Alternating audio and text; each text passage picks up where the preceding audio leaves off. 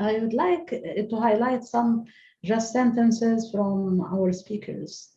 Sharon Harris, she said that either we come together and collaborate or we are not going to survive. And Dardo, maybe she focused on humiliating nature and the demeaning nature, and the humiliating woman and the demeaning woman, they go together. So in order to save our planet, we have to revere the feminine, the energies, the feminine archetype. And then we came to Dr. Mallory, and then she said, we have to think globally, but to act locally. That is, and I think she means that everyone should take the responsibility in one's own community and just practice what he believes. So, I mean, this kind of everyone has integrate with the other person in a holistic picture. And I focused on Islam and religion and the ancient Egyptian, but within the same context, that is the beyond the ideological or the tradition, it is the archetype which is connect us all on our human foundation. So I know some people here, so I can invite them if we don't have. Can I? Yes, someone wants. Okay, so I will give some the role because she knows the picture and she can. Somebody wants to comment. Okay, so we have someone from the attendees who would like to, who has raised his or her hand. So I'm going to allow to talk. Please go ahead. Hi. My name is A. Jean Sharp Torres, and I'm calling to say that this was a most enlightening experience for me. I had read Betty Friedan's book, Second Phase, many, many years ago, and this is what she was proposing, that men and women come together. She didn't touch on the environment so much, but she was definitely interested in getting these two competing groups together. And I just am thrilled that I was able to watch it. And thank you, Sharon. Thanks. Thanks very much. Thank you very much. If anyone else would like to ask a question or make a comment, they're most welcome to do so. We have, we have a few comments. We have a lot of people watching on YouTube. So until we have someone who's actually wants to pose a question, I'm going to read some of the comments. Yeah, Ambassador Saad. Okay, so we have a question from Ambassador Saad Shalabi. Yes. Please, Ambassador Saad, go ahead.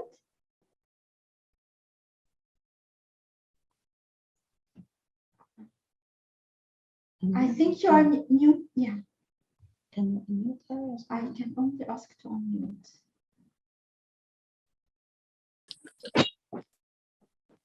Thank you very much for giving me the right to.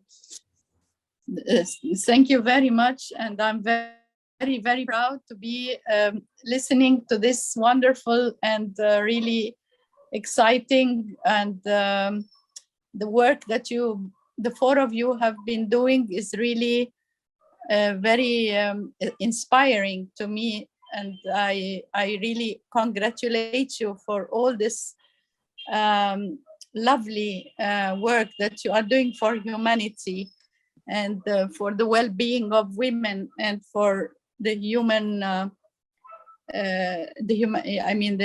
all the human people, whether women or men in our world.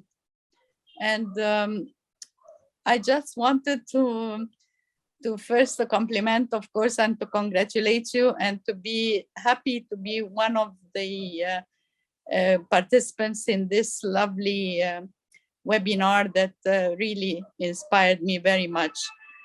I just want to give you a very, very small briefing of my experience, although it is not as documented in that way, and I'm not a scholar like all of you, and I'm a practitioner more, and I was a diplomat for more than 40 years, and I served as ambassador in many countries. And after I retired, I concentrated on women, peace, and security. And in the last 20 years, after the Security Council Resolution 1325, it was very difficult for the women all over the world to have a place on the table of negotiations in order to reach a solution for the conflicts. And that is why since 1325 and since after 20 years, we decided, we women of the world decided that we have to be part of this solution to conflicts. And it is because men usually launch wars, but they don't give the chance even to women to launch peace and to be part of the peace process. So we decided, like 4 years ago, continentally, like for instance, the African women in Africa, the Mediterranean women in the Mediterranean region, the Nordic women in the Nordic countries, Asian women in Asia, Commonwealth countries, 55 countries in the Commonwealth.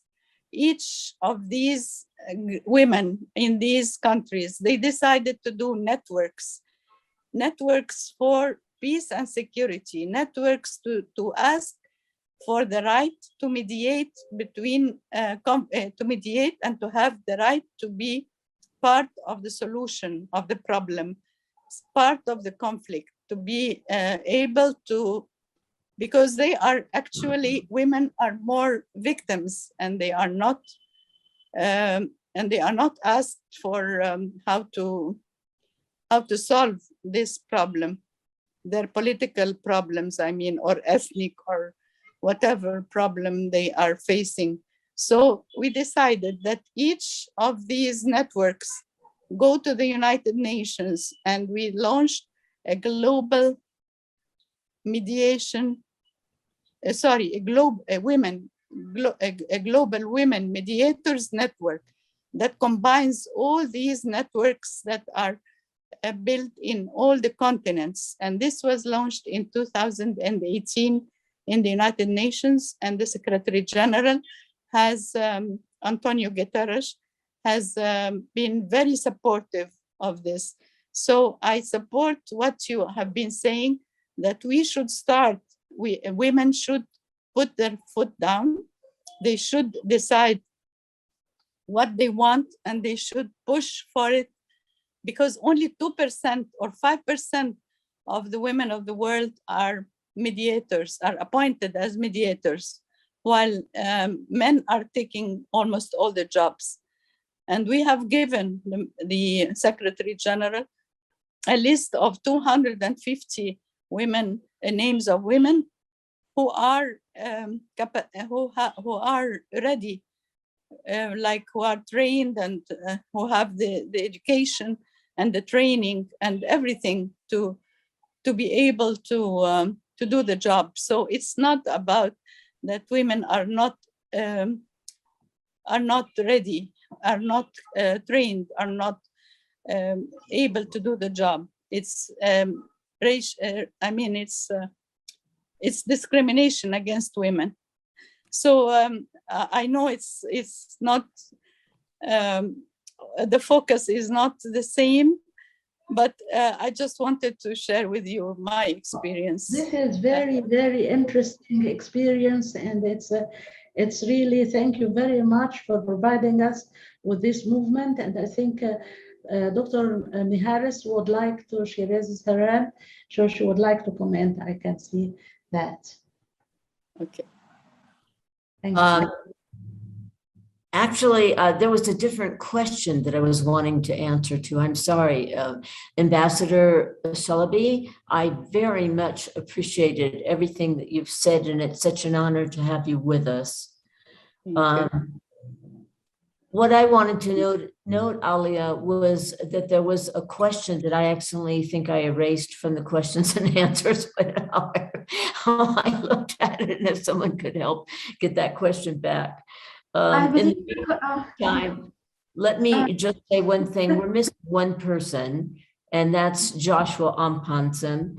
And I want us to all hold a good thought for him, because I've been very concerned lately with his changes in responses that something is rough for him. He lives in Ghana, and that's a rough situation. And he has just finished earning his degree from the United Nations University in Germany. If he had spoken, he would have spoken for the environment. We would have had an even stronger voice for the connection with Mother Nature, because he is the sponsor of South African Youth for Green Movements by the United Nations.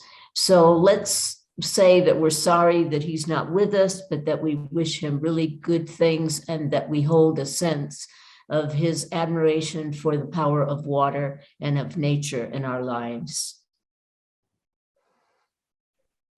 Indeed, we are missing him greatly in this panel, and wish him all the best. Samha, would you like to? yes, we had a question from Sam. We had a question from Sam Megan, and he was asking, how can we get men to become feminists and to join and support women in the struggle to assert ourselves and our values?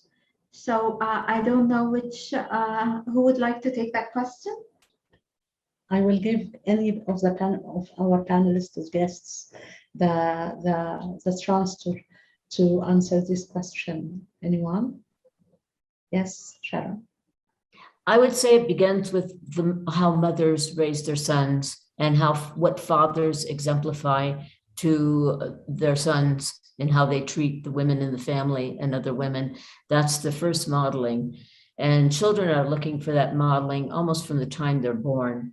And so it is like so important. The other thing is that men need to be educated. They simply need to be educated. I was sitting in a meeting, and they were talking about a term we may have heard, various grandfathering something into the system, right? Grandfathering in it. I said, no, it should be grandmother. And I was thinking I was correcting them on their words. And then I realized, no, you're doing the same thing. It's grandparented. It's not specific to male or female, but these are efforts that we want to bring into life. And so all of those things contribute to how we use language, to how we treat one another, and the modeling we give. But on a negative note, I would say that I think that men and women in different groups are going to be forced to come together through dealing with environmental catastrophes. If we have not done what we need to do to prevent the catastrophes occurring in the planet at this time that are increasing. And that's the area where everybody will have to come together.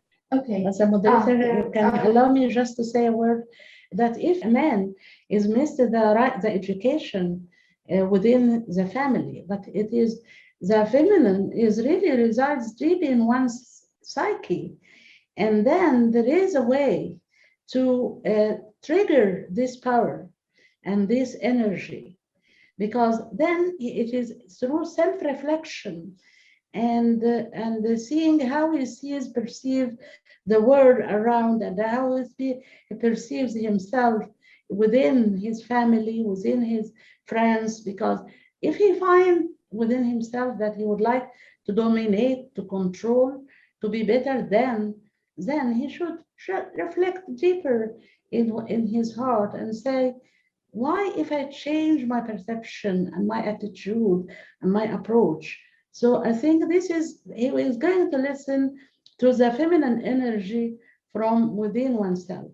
Also, I think the best educator is to connect to nature and to connect to art, to music, to poetry, to, you know, I mean, just to be in the embracement of our mother earth. It's this will teach you, bring from you the feminine side, which you can balance with the masculine, and then this is the way, the path to self-realization. I just want to very quickly add on to what you and Sharon has said. I think, you know, I think we keep also talking in our book that feminism is not a binary. It's not a male versus female, right? It's harnessing the potential of the feminine. At the very core is compassion, a compassionate approach to leadership. And so I think understanding of feminist principles as a universal principle, as changing the ways you see the world, seeing the intersection of all the inequalities, and then being able to engage with the system and structures of power. So that is feminism. So when you have a very clear understanding of what feminism is, will also imply what being a feminist is, and that really should dispel all of the misunderstandings about whether feminism and being a feminist is a binary choice. It isn't. It's universal. It's the need of the hour. Thank you. Okay, there is a question I think that is very relevant to what has just been said. So someone was saying, I'm observing currently the misuse of the word feminist, which is exactly what you're saying right now, in a lot of circles under the concept of the winning of women over men, which is not right. I see the word feminine having a different aspect direction or direction. How do we approach this to rectify the direction? Again, if anyone would like to take this. Yes, Sharon. And Mary? Sharon. Mary, yes, okay. I was interested in addressing that question. Yes, thank you. The word feminist is a problem. It makes people defensive and angry. And I see some great hope in our younger generations, where they see the destruction of their only planet. They see the harm of war and domination. They are becoming better stewards of the planet as they become aware and use their young energy to join together, actually to resist the powers that have traditionally forced young men to go to war and women to stay home and have babies. We see so many examples of men working to be gentle and women standing up to take leadership positions. I think the word feminist will probably fade into the background as we see a more unified approach coming from both sides of the gender gap, if there is one, because we have the very same problems we need to address, and they cannot be addressed by killing people. They can only be addressed by helping heal our planet and take care of those who are alive today with education, social services, and personal behaviors. Thank you. Sharon. Yes, I was very interested in this question from the start. And I'd like to piggyback on what Mary was saying, or Dr. Mallory, sorry, that, you know, we can't recreate this whole idea that women are better than men by their nature and will resolve all our problems. That's why I said we have to work together, because when women do that, if they think they're superior and they're the ones that have the qualities that will change everything, they're not doing anything much different than what's already been done. And so let's look at issues of power. Alfred Adler, one of the early psychologist, has always interested me in terms of he had a lot of very good things to say about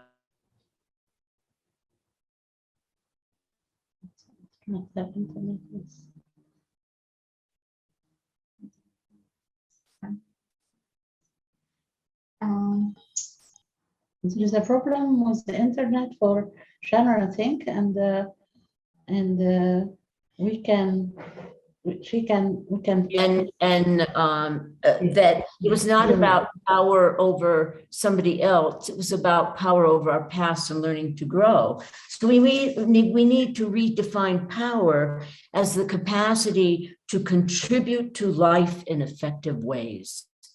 I remember in the 90s, I recognized I needed more power in my life because I felt inferior. I didn't feel that I had it. And it wasn't, I said, I want to be able to use that word because it was almost like a bad word to use because it's been so misused.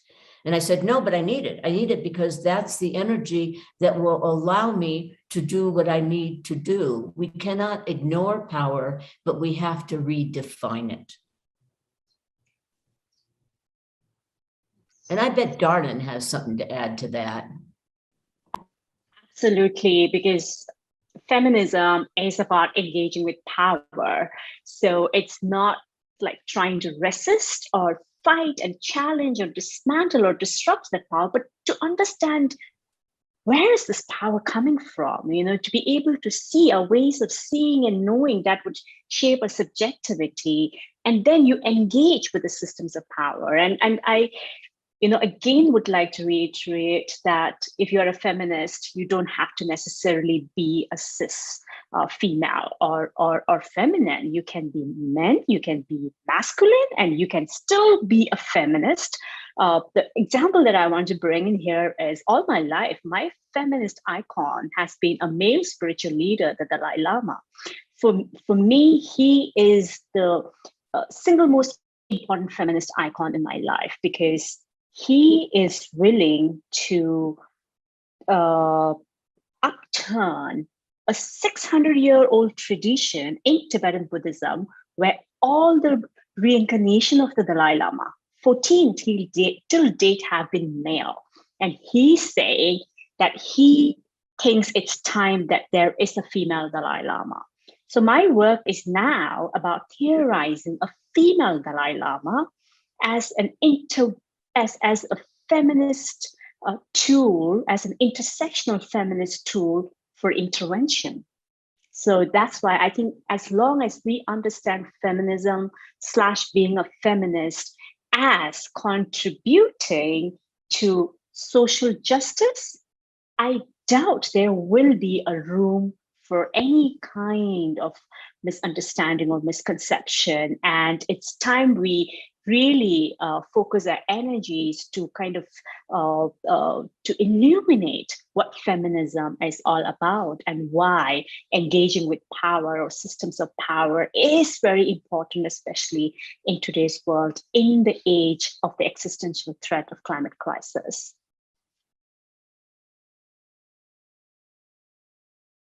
Okay, while we wait for other questions from our attendees and panelists, let me just read a few comments that have been posted on YouTube. Right now we have 20 people actually watching, and I encourage them if they'd like to also put their questions in the chat box on YouTube. But there was someone commenting on Sharon's presentation. They said, "Love your words, I'm touched, Dr. Sharon." And during Dr. Alia's presentation, someone said, "This is a very enlightening thought to reflect on." And the thought was deconstructing the mystification of the power of the feminine in our religious legacy. Okay. There are lots of comments. I'm going through the ones that are really relevant. Someone said, "We need to face our shadows indeed, bring them into the light." Another person said, "I can see the shift happening because of great activists like all of you." During Dr. Mallory's presentation, someone said, they were quoting, I think, because this is between quotes, the way we hold our children is the way we hold our future. How beautiful is that? Okay. And again, I think that she was emphasizing another thing that stated by Dr. Mallory: think globally, act locally, and of heart. Another comment: we all shoulder the responsibility as mothers, educators, and educators. The media is also accountable, and so are policy makers. Someone else was just thanking everyone for the spirit of love, and that all species need most, including Mother Earth. And another comment: the redefinition of power as a helping tool for prosperity is amazing. So these are the comments that we had on YouTube. I'll go back to see if anyone has. Okay, so we have something in chat. No, we don't have other questions. Okay. We'll leave that if there is from the panelists, if they want to comment or ask or whatever, we are welcome, of course, everyone here in the panel. You know, I've been waiting. Dr. Muhammad Baltagi. Yes, hello. I'd just like to ask a question. You know, there's you know, the message that the authors shared with us today is absolutely wonderful and fantastic, and I think it's one that's especially critical in this time of climate change and environmental catastrophe that we're all facing. Now, I just want to raise a question to the authors. How can these ideas be made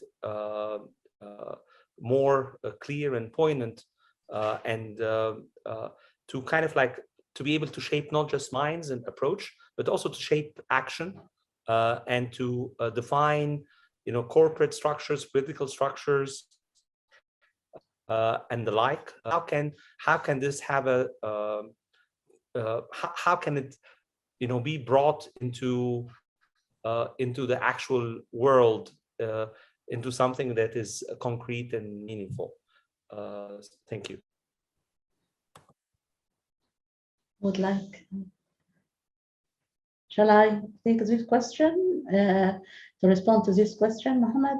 I think that what we're doing in the Human Foundation is actually and you are part of the board of trustees, and we know that we are moving from the grassroots, because I believe that it's not, change does not come just from the policymakers, but it should be the interaction between the grassroots and the policymakers. So unless we can really go through enlightening our own selves, first we start by ourselves, and then this is less to be contagious.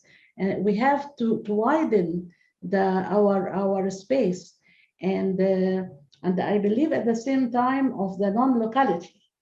You know, when I saw the parade, the event of the parade in the Egyptian, through the Egyptian taking out the mummies from the old museum to the new museum, and listen to the introduction, which was before the event, I was amazed, because it seems like it is my words, it's my style. So there is a non-locality that we have to believe in. Just if we focus and do our best in our own environment, in our own local area, we have really to believe that this will have an impact on a wider society. Because if we are concerned just about protesting against so and so and against the policy of this and that, and then waste our time in just doing nothing for ourselves and our community, then we are really wasting our time. And I think that everybody here in this panel they are working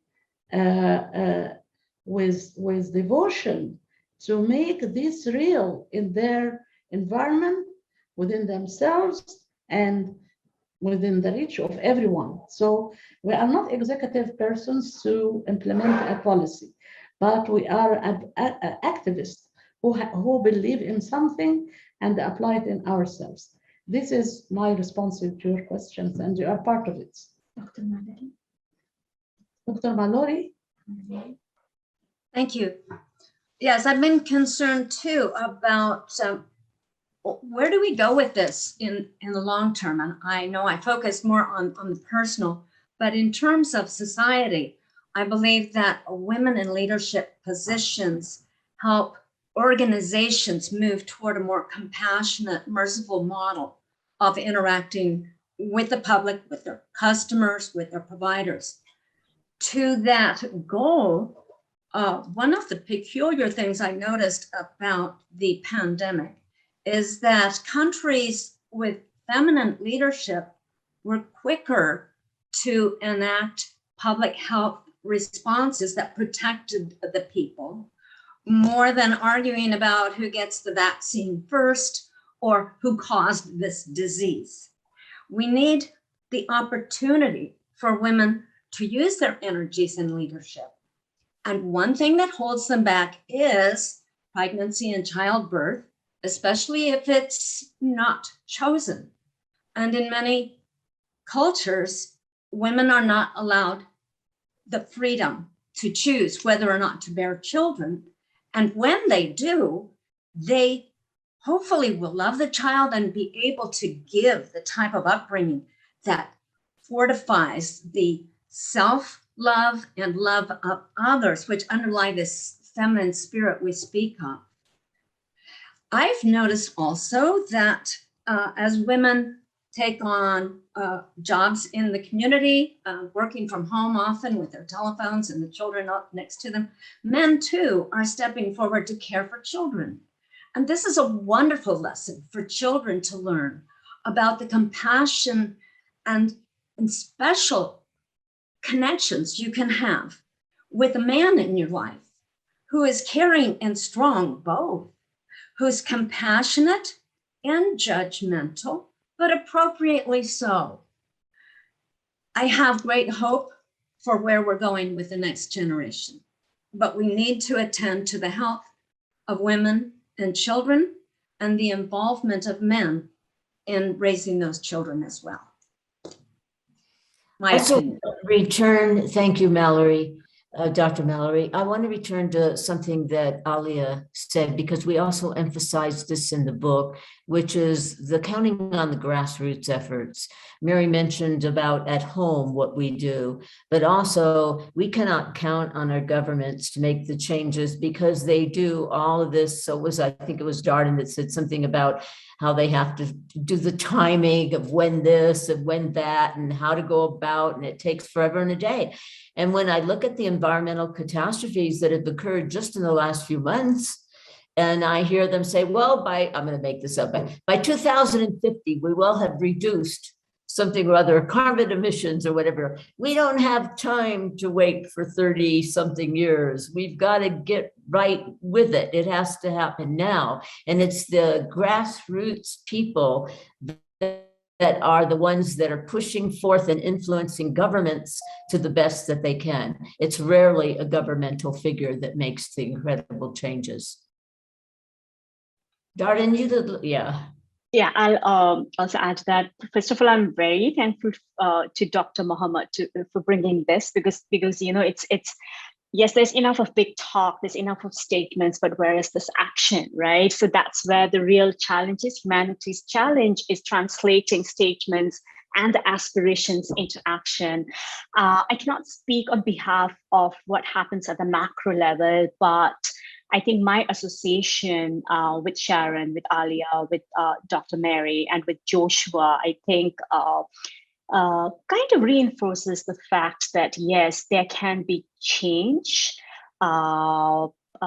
happening at individual level. I'm not sure if our panelists, if our guests and our attendees are aware of the fact that the book that we worked hard, I think we, Alia, Sharon, and me, we began in 2016, right? So 4 years in the making of the book, it's out. We put our blood and sweat into it, but we chose not to monetize from the proceeds. The proceeds from this book, right, goes towards the UN Refugee Fund. And as a refugee myself, I think I've done my bit, and thanks to the Human Foundation to really kind of steer us in the right direction. Likewise, my association with Sharon, I think, began in the year 2010 when I was working for the Tibetan Women's Association in Dharamsala, in a hilly town in northern India. Not many people would know about us, but Sharon reached out to us asking for a contribution to a book that she was editing, and then began an association, and it culminated with Sharon coming to Dharamsala, the seat of the Tibetan government in exile, giving a talk to the civil servants of the Tibetan government in exile on feminism, and then ultimately getting an audience with His Holiness the Dalai Lama. So I think these associations, you know, at the individual level, the kind of impact that it can have at the macro level, reinforced my belief in how what our book talks about, a shift in individual consciousness, is the key. So it all starts with us. I think the question we should be asking ourselves is, what is your role? What is your contribution? What are you doing? As an individual, what are you doing to really correct all the vices and correct the imbalance that we all see in our day-to-day lives? So I just wanted to flag these experiences because they have been very, very empowering and have played a significant role in the shaping of my subjectivity and where I am today, located in the US educational institution, joining the ranks of leading feminist scholars. And I attribute that to a lot to my friendship with Sharon, my association with Dr. Alia and Dr. Mary, and with Joshua. And I think these right-spirited people, like-minded people coming together, I think that's where the real magic and the real action happens.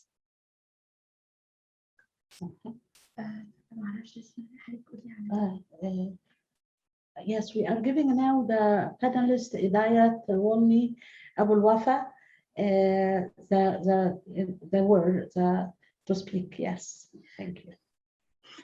Thank you very much. I hope you can hear me. Yeah, I unmute the microphone.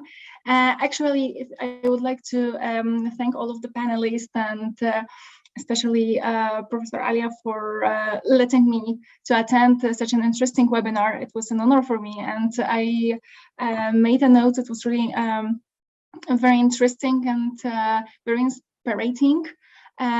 Actually, if you will just let me comment, because there are a few things which immediately came to my thoughts while listening to all of amazing lectures, actually with Dr. Sharon Mijares. I loved the way that I was all the time hearing the word, which in my opinion is very, very important, like integration of men and women working together. One group cannot dominate.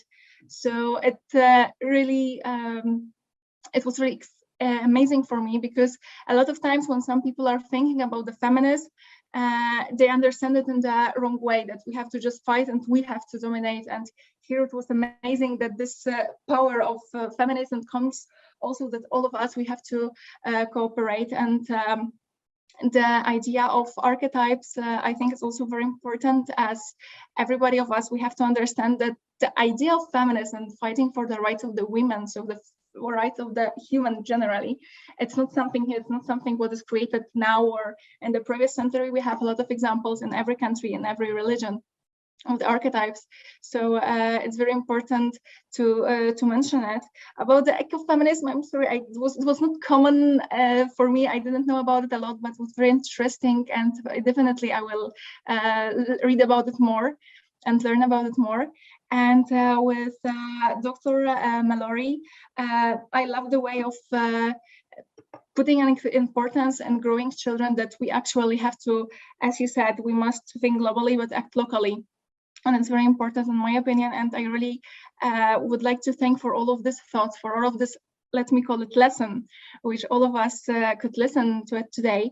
And actually all of the speeches, in my opinion, prove all these messages which you are all the time now during discussion talking about this power and huge message of peace and love. And it proves that in such a moment, we can see this power which can be connected with the peace and love, not with the fight. And it was, in my opinion, great and amazing. And thank you for this. And I think that we all over the world, we need to such a webinars and such a lessons and such a message which you said to us. So thank you very much and congratulations. Thanks very much. And I think Ambassador Hatem Tajuddin would like to say something. We are honored to have you actually, and I thank you very much for inviting Idayat Abul Wafa in this webinar, and we are all ears. Please. Thank you very much really for this interesting webinar. I'm really appreciated inviting me, and just want to have a very general comments and just to also stress that I'm participating in my personal capacity, but really appreciated very much all the efforts made by the Human Foundation and Professor Dr. Ali, of course, and I've been glad to follow up different activities for the last few years, from the time even when I was in India, now in Warsaw, but I'm really glad to participate. I would like to thank the author of the book, of course, of The Power of the Feminine, and all the panelists for their participation and active participation. I've learned a lot, and I'm really glad to see this active role. I believe there is a need, of course, of more attention to the issue and to have a collective efforts by the international community. All the efforts that we heard about it, and especially also what mentioned by Her Excellency Ambassador Saad Shalabi. I mean, I'm really glad to see the efforts made in the United Nations. And when it comes to the climate change, I would be glad to mention that Egypt will host next year the COP of the climate change, the UNFCCC, for the United Nations Framework Convention of Climate Change, and that hopefully will see an active role by Egypt and also by the feminine, the power of feminine, to see it as one of the issues, and hopefully that it will be raised during the conference. So start to work from now, try to be active to add more elements in the coming COP in Egypt. I'm glad to be in touch, and hopefully we'll see more activities in this issue. Thank you very much, and I'm glad also to see Dr. Edita Volny to be participating, because she's very active also, and hopefully that she will be more engaged with the foundation. And we will find, I mean, she just released the book about Islam and about Egypt also in just 3 days ago. And I'm glad that I received maybe one of the first copies today in my office. So good luck, Dr. Edita. Thank you very much, Dr. Ali. Thank you very much. Thank you very much, Ambassador Tajuddin. And I think with people like you, I trust that we can move ahead to change the world. And when Dr. Muhammad is speaking about what we can do, I think that you are as an ambassador, and many people like you, they are working also from the political and executive power. So with many people like you, I think we have hope in the future. And I thank also Dr. Abul Wafa, because she is engaged in educating people and or studying how the religion is taught in the Egyptian schools. And I read her paper, which is very interesting. And I'm looking forward to collaborate with her, and to at least to exchange ideas and to do discussion together.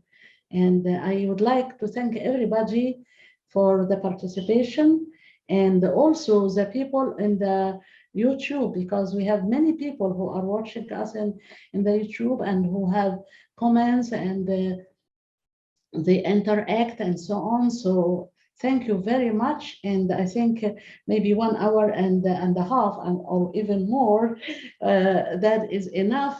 And then we're looking forward to more webinar in the Human Foundation. And I'm looking forward to more collaboration with all the authors of this book, because our friendship extends, of course, works. We are connected together on the human level.